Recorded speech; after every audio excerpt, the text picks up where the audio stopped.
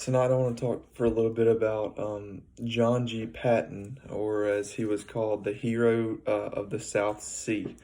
John G. Patton was born on May 24th in 1824 to a really strong Christian family in Braehead, Scotland.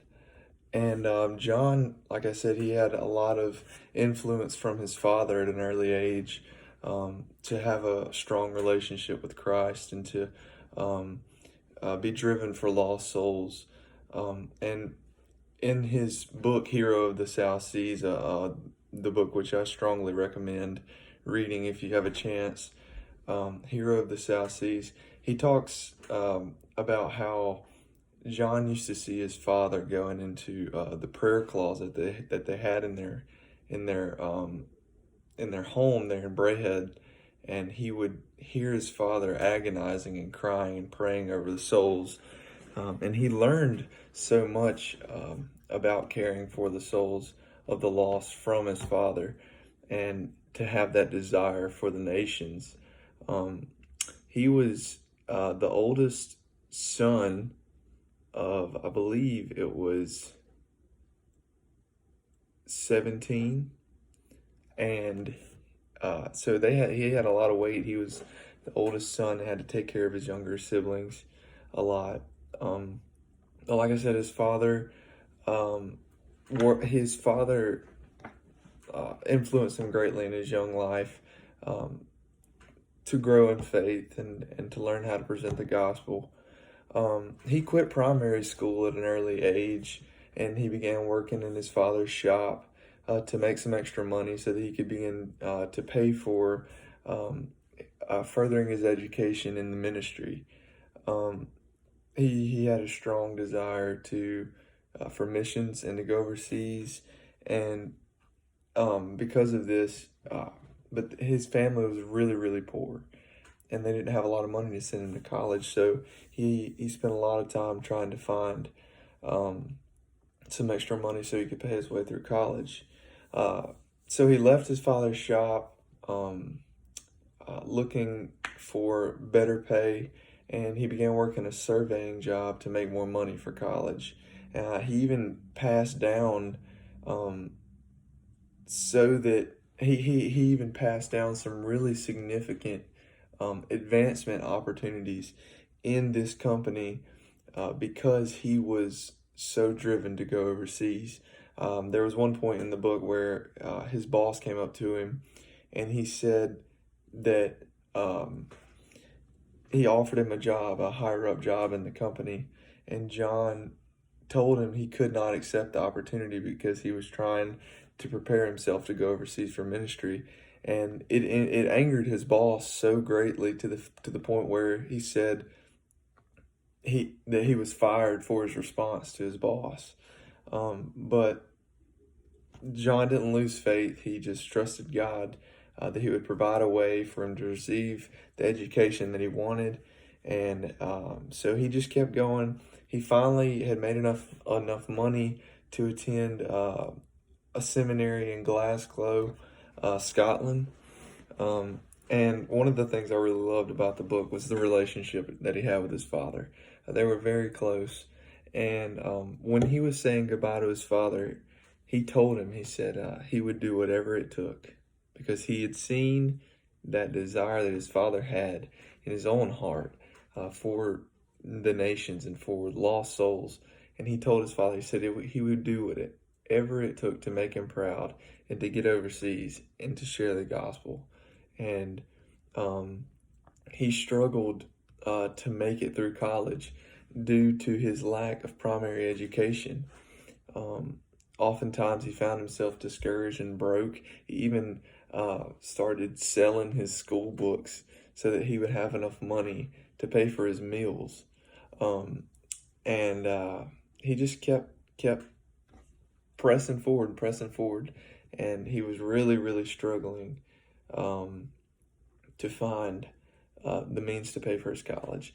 And one night, like I said, he was out looking for someone to sell all of his books to for his class so that he could pay for a meal.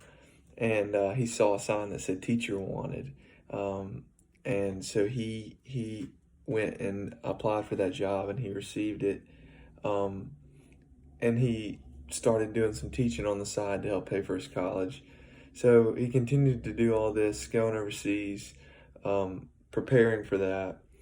He started the Sustained Hayloft meeting, which I know that Dr. Casey told us to read about earlier in the trimester. He opened up a school for less fortunate children after he had gained ground in the community from being a teacher. In this school, he would teach Bible stories and engage young hearts with the Word of God just at an early age, just trying to plant that seed early. He had different study groups going on in that church, just tons of different time spent in the ministry, presenting the gospel to those people, and he just loved everything about the work. He did love working in Glasgow, but his real work was overseas, and he knew that. So he got married. In preparing to go overseas, he had a desire to go to the people of the South Sea, and these were heathen people. They were cannibals. They had never been reached before, and people were very nervous for him and nervous for his family to go and live among these people, feared for their lives, and they feared that they would never hear or see from him again if they left. And John Paton, he replied to these people who would tell him this. He said, "As to losing my life among those cannibals, I have only one time to die, and I am willing to leave the manner of it with God." So he was ready. He was ready for whatever was coming, but he knew he had to go serve God. And when preparing to leave for the island, he wrote his family a letter informing them of his decision to leave. And his father wrote back praising his courage and covered his journey with constant prayer.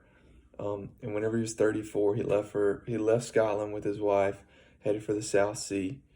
And they had so many different experiences and challenges when they were on the island. Specifically, their first landing was on the island of Tanna. She was very the island they landed on was Tanna. I'm sorry, and Miss Paton, which was John's wife, was very shocked and confused at first. She didn't expect to see the heathens present themselves in such a savage and wild persona, in such a wild way. They wore grass in their clothes, painted faces, and she just culture shock for sure. So going through that obviously took a long time. After 3 months of being on the island, Miss Paton gave birth to a son, but shortly after that, she was stricken with a fever and she passed away. So this was obviously hard for John. And then another 3 weeks passed after that, and his son, who he just received, passed away as well from the same fever. And this was the lowest point that John had ever experienced in his life. He was angered. He was confused as to why God had brought him to this place and had encouraged him and had brought him here. And then all of a sudden it felt like everything had been torn away from him. But he prayed that the Lord would comfort him in his lonely soul. And God provided that comfort for him. And he continued to stay faithful. He didn't leave Tanna. He persevered through that obstacle, and honestly, I don't know if I could have done that.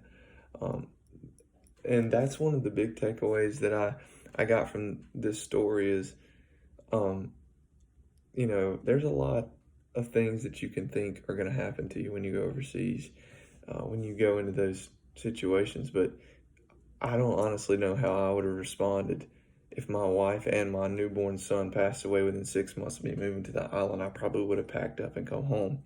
That shows tremendous faith for John, and I pray, as far as application goes, I just pray that my life would just have some small portion of that kind of faith that would keep me in the fight, keep me in that, despite all that's going on around me and in my circumstances. Thank you. If you get a chance to read Hero of the South Seas, please go do it. It is an outstanding book, and I highly recommend it.